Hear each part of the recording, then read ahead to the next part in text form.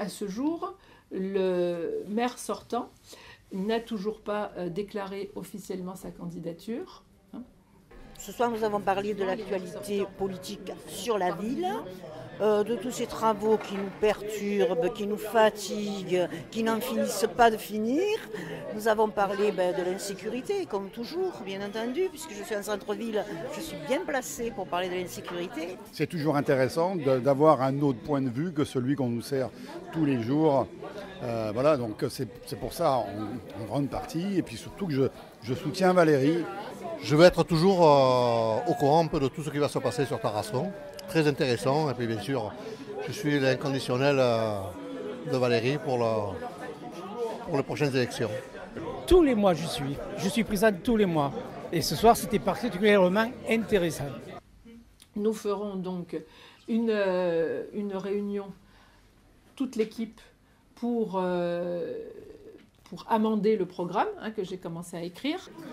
Attachée à Tarascon, famille de Tarasconnaise, à fond, parents commerçants, moi travaillé à l'hôpital de Tarascon. Je me sens, moi, en tant que Tarasconnaise, naufragée, abandonnée, isolée, pas à l'écoute.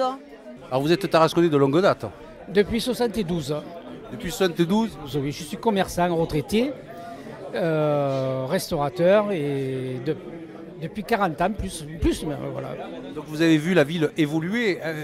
Quel bilan pourriez-vous tirer aujourd'hui?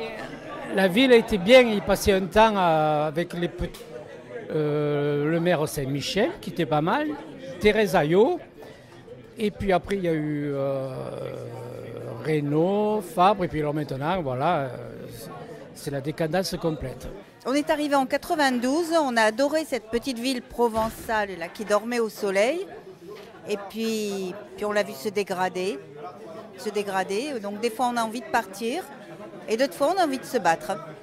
Voilà, ce qu'il faudrait, c'est redonner confiance aux Tarasconnais, l'espoir et l'espérance. Et redonner ce que mérite la ville de Tarascon, comme Valérie Lopi voudrait faire, Madame Valérie Lopi, pardon. Bon souvenir, ça. Ah ouais. Vous allez bien, Marie-Christine? Bonsoir. Bonsoir. Non, vous allez bien, je vous parle. J'ai parlé des étapes de la campagne et surtout comment on faisait campagne aujourd'hui. C'est-à-dire que la campagne de 2020 n'a rien à voir avec celle de 2014 parce que justement les réseaux sociaux aident beaucoup les Tarasconnais à connaître la réalité. Ils la connaissent déjà en vrai, j'allais dire, dans Tarascon, mais ils connaissent aussi, grâce aux réseaux sociaux, l'analyse et le décryptage de ce qui se passe en réalité sur la politique à Tarascon aujourd'hui.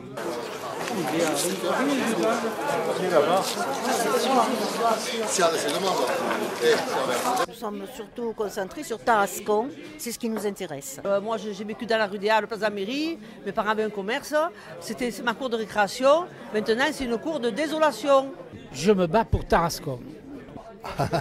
Il y a intérêt quand on va se battre pour Tarascon, puisque aujourd'hui je soutiens Valérie Lopi à 100%.